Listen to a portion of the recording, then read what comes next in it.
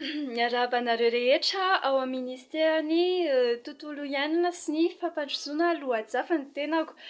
Ety am-piandohana dia mankasitraka anareo tokoa amin'izao tetikasa ataonareo izao, izay ahafahana mihaino feon'ny tanora sy ny olona manodidina eto am-ponina eto Madagasikara. Raha ny hevitrako manokana aloha dia tsy vahaolana loatra ilay andeha hangataka vola indray ao amin'ny fanjakana satria raha eto antsika izao dia efa anisan'ny firenena tena latsaka tanteraka anatin'ny fahantrana, izany hoe tena mandry isika e, izany hoe tsy tokony hoe hiandry loatra amin'izay famatsiam-bola izay foana fa tokony hoe ahay hampiasa ny ao am-pelantanana dia raha tsy vahaolana amiko izany izay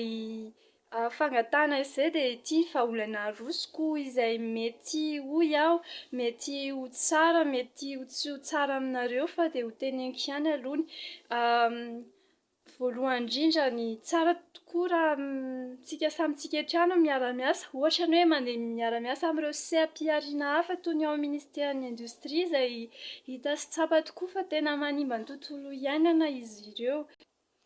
Eo ihany koa amin'ny sehatra iraisam-pirenena izay efa misy ny crédit carbone izay ahafahantsika mahazo vola hoy aho, ohatry ny hoe fidiram-bola entina hampietsika ny